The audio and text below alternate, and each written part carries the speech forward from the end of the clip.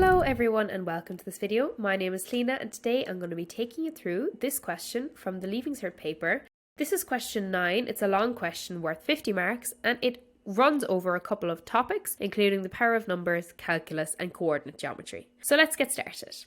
We're told that Ava is investigating factors of different numbers and that firstly she looks at numbers that can be written as powers of a prime number. In question 1, we're told to list the 5 different factors of 2 to the power of 4 and that you can write each one as a power of 2. So, first of all, 2 to the power of 4 is a factor of 2 to the power of 4, okay? Because 2 to the power of 4 multiplied by 1 will give you 2 to the power of 4. Now, 2 to the power of 3 multiplied by 2 is equal to 2 to the power of 4. Following that logic, 2 to the power of 2 multiplied by 2 multiplied by 2 again will give you 2 to the power of 4. So moving right down along, 2 to the power of 1 and also 2 to the power of 0. So these are the 1, 2, 3, 4, 5 factors of 2 to the power of 4. Now in A part 2, we're kind of following on from the same question. It asks us to work out how many factors 3 to the power of 7 has. So we saw in A part 1 that 2 to the power of 4 had 5 factors. So straight away, a lot of you might know that this is going to have 8 factors because it's to the power of 7. Because it's going to have, obviously, 3 to the power of 7, 3 to the power of 6, all the way down to 3 to the power of 0, which is, of course, 1. So it's going to have 8 factors. Now, A part 3 asks us to work out how many different factors 2 to the power of 10 multiplied by 3 to the power of 12 has. So the first thing to note is that 2 to the power of 10 and 3 to the power of 12 don't have common factors, okay? Because they have different base numbers, they do not have common factors. So let's see how many factors 2 to the power of 10 has and how many factors 3 to the power of 12 has, and let's multiply them together to see how many factors 2 to the power of 10 multiplied by 3 to the power of 12 has. So again, following the same logic, 2 to the power of 10 is the power of 10, so it's going to have 11 factors. So again, it's going to be 2 to the power of 10, 2 to the power of 9, all the way down to 2 to the power of 0. So that's 11. And then 3 to the power of 12 is going to have 13 factors. So 2 to the power of 10 multiplied by 3 to the power of 12, that's going to have 11 by 13 factors. And we can work that out using our calculator. That gives us 143. So I'm going to write 2 to the power of 10 multiplied by 3 to the power of 12 has 143 factors. And that's our final answer there. And for A part 1, 2 and 3, there is a total of 15 marks going for 3 correct answers there. Moving on to question B, we're told that Ava also looks at the relationship between pairs of factors of a number. She makes a table to show the pairs of factors of 12. That is, the pairs of natural numbers x and y with x and y is equal to 12. And we're asked to complete the table below, showing the 6 pairs of factors of 12. So 1 multiplied by what will give us 12? 12. 2 multiplied by what? 6. Here we have 3 multiplied by 4. That can also be written as 4 multiplied by 3. Here we have 6 multiplied by 2 and 12 multiplied by 1. Now very simply in B part 2, we're asked to plot the 6 points above on the coordinate diagram below, and that one of the points is shown.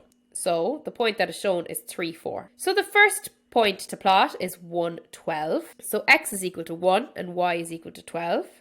So that's going to be here. And then we have 2 multiplied by 6. So here x is 2 and y is 6. And then we have 3, 4. And then we have 4, 3. And then we have 6, 2. I'm just going off the multiples of 12 in my head.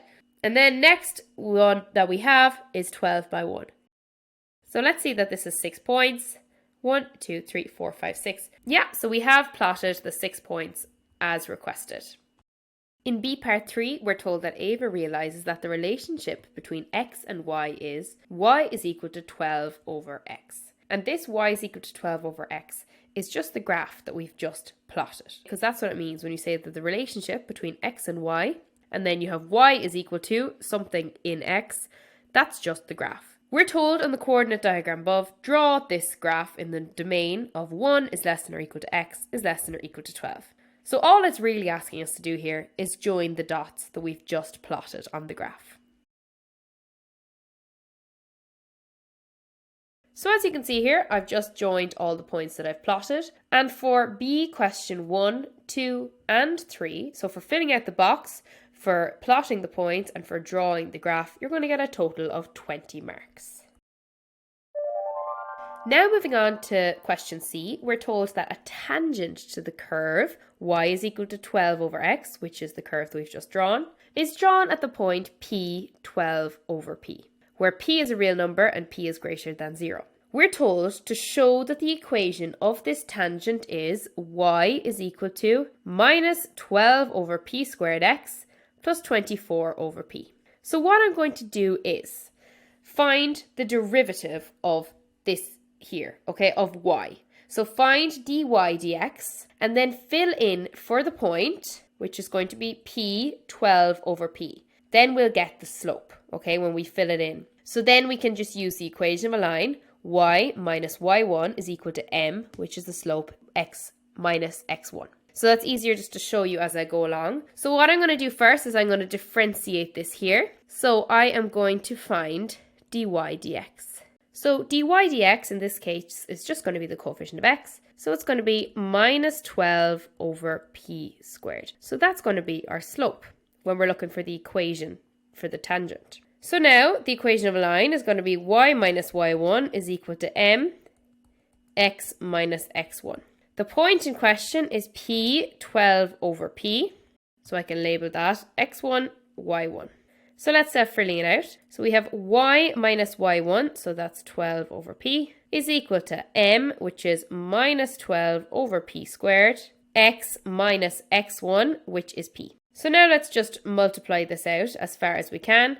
So we want y on its own. So eventually we're just going to have y on its own on the left-hand side. But for now, I'm going to keep my 12p over here until we multiply out the right-hand side. So I'm going to be left with minus 12 over p squared x. And then minus 12 over p squared multiplied by minus p, we're going to have a positive 12p over p squared. We can cancel a p above and below. So we're going to be left with y is equal to minus 12 over p squared x plus 12 over p plus 12 over p, because this changed sign when it moved over to the right hand side.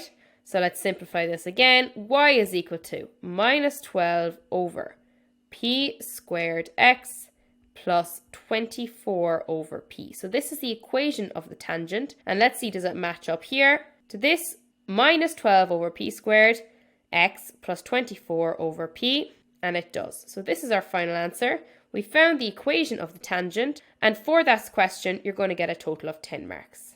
Now, another way that you could have done this question is you could have worked backwards. So in the equation of the tangent that they gave us, you could notice that it's actually given us the slope, because when a line is in this form, the slope is the coefficient of x. And then all you would have to do is that you would have to prove that when you differentiate the equation to find dy dx, and then you fill it in for the point p, you get minus 12 over p squared.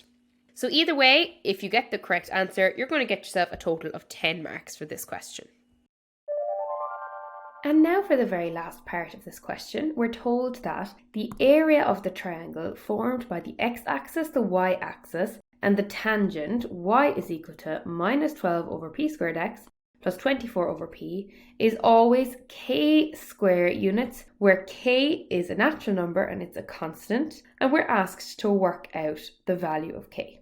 So the triangle we're dealing with here is the shaded triangle here, which is between the tangent y, the x-axis, and the y-axis. So the first thing I'm just going to write down is the formula for the area of a triangle. And that is going to be half the length of the base of the triangle, that can also be written as b, by the perpendicular height, so h. So this here is our base, and this here is our height. So let's try to work out what these are.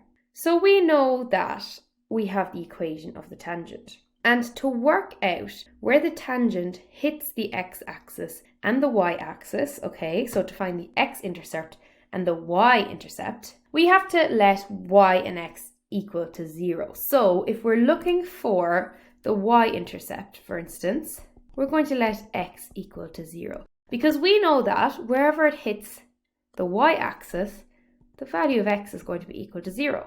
So let's fill it out for x is equal to 0. So that's going to be y is equal to minus 12 over p squared by 0 plus 24 over p. So that's just going to be equal to 24 over p. So y is equal to 24 over p.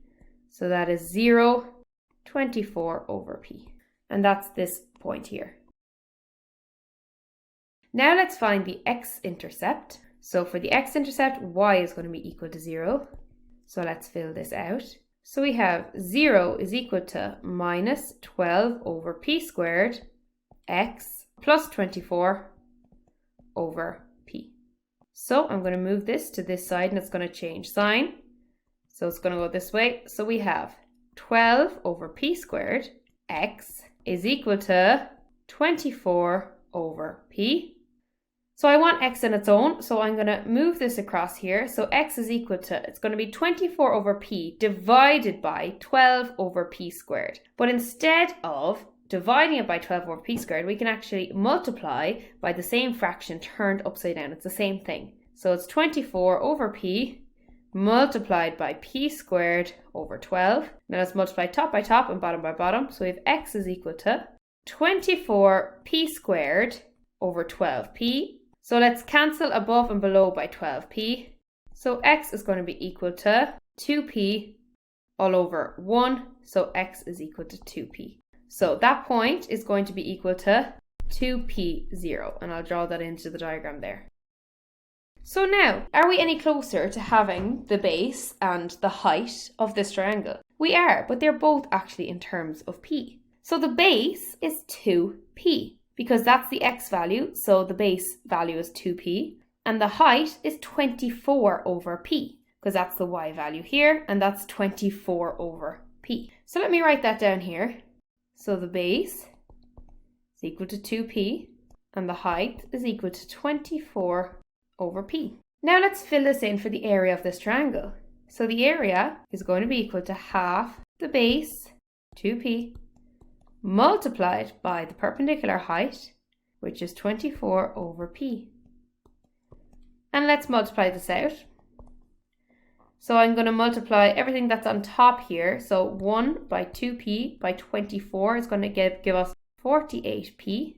And everything on bottom, it's 2 by, this can be written as 1 here because 2p over 1 is the same as 2p. So 2 by 1 by p is 2p. Now let's divide above and below by 2p. So 48p divided by 2p is 24. 2p divided by 2p is 1.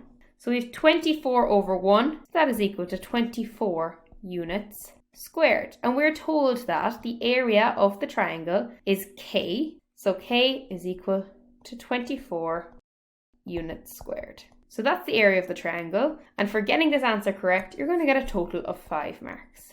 Okay everyone, so that's all for this video. I hope you found this solution video helpful and that it might have cleared up anything that you were struggling with. Thank you all very much for listening and I'll see you in the next video.